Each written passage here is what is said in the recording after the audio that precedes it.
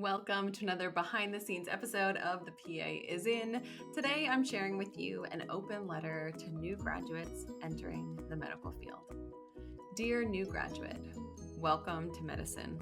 Truly, truly welcome. Healthcare, well, healthcare is like a big old dysfunctional family, and despite all our issues, problems, and systemic failures, we are really glad that you are here. For you, this feels like the end, a reason to celebrate your accomplishment, and it is. But while it is the end of your education, it is also the beginning of your lifetime of learning, the beginning and a change, from student to practitioner, from trainee to team member. See, the thing about medicine is that it's equal parts art and science. You've put in the work, studied the content, passed the test, and earned the designations. You know the science. Now it's time to learn the art. Welcome to a field full of possibility. Welcome to the work of healing and helping, diagnosing and treating, compassion and exhaustion, where you will learn to care deeply and guard your heart all at once. But also, welcome to a system that may try to convince you that helping others must come at the cost of yourself. Let me be clear, that is a lie. I believed that lie when I started working in medicine. I thought my worth was defined by how many hours I worked, how many surgeries I assisted, how many times I said yes when I meant I'm drowning, or even more so, absolutely not. I wore my exhaustion like a badge of honor. I felt burnout was an inevitability at the burn rate, using all of my resources with no plan for repletion. I thought success was working in a sexy specialty, a high acuity setting, earning 6 figures of salary, a beeper squawking at 2 a.m, and garnering the respect of my physician colleagues. I thought that in order to help others, I had to set aside my basic needs, my feelings, and my relationships. I was wrong. That version of success led me to crash and burn. It cost me my health. It strained my marriage. It made me unrecognizable to my own kids. Years of my life. Millions of moments I'll never get back. Burnout took all of that from me. It almost made me leave medicine entirely. But the truth, the beautiful, rebellious truth is this: burnout isn't a foregone conclusion. And the way it's always been done, that's not the way it has to be going forward. You don't have to follow the old map. In fact, you shouldn't. We know that this way lies peril. You can build a brand new journey, chart a new course, and choose a new destination, one that fits you.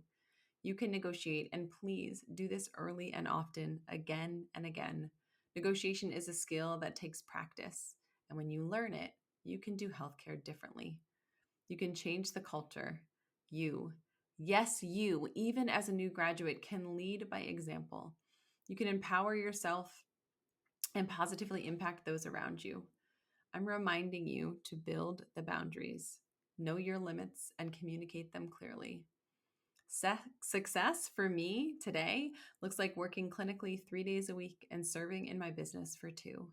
For me, that looks like being home to get my kids on and off the bus, blocking my work calendar for the Halloween parade and the spring band concert. It's taking every last drop of my paid time off and not feeling an iota of guilt because it's my time to take.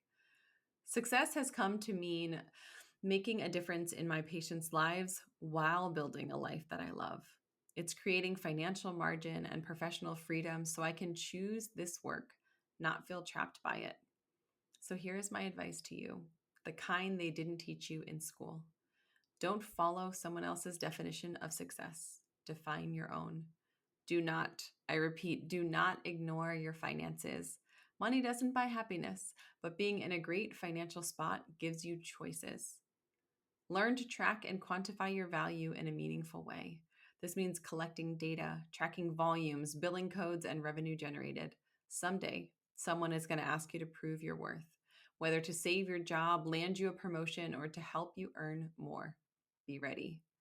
Speaking of billing and coding, your license is on the line. Learn how to chart well, code appropriately, and bill accurately.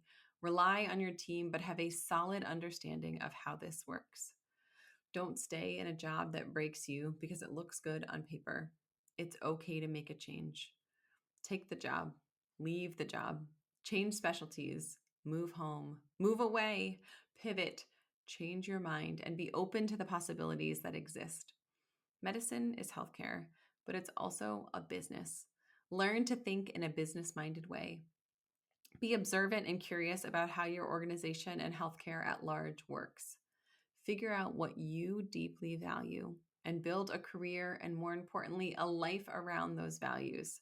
The first step: pause, reflect, ask yourself, what do I actually want? What is important to me? Then hold your life and career plans up to that light. Do they align? If not, it's not too late to change. It's never too late to do it differently. The one constant in life is change. It's okay to change your mind.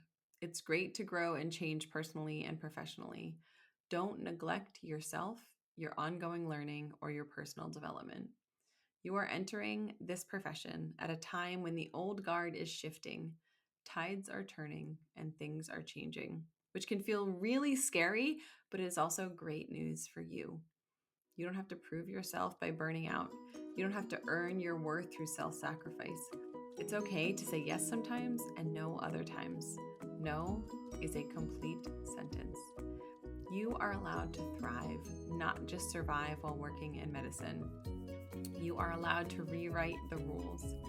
You are allowed to look around at the broken, tangled, crazy system that is healthcare and make your mark.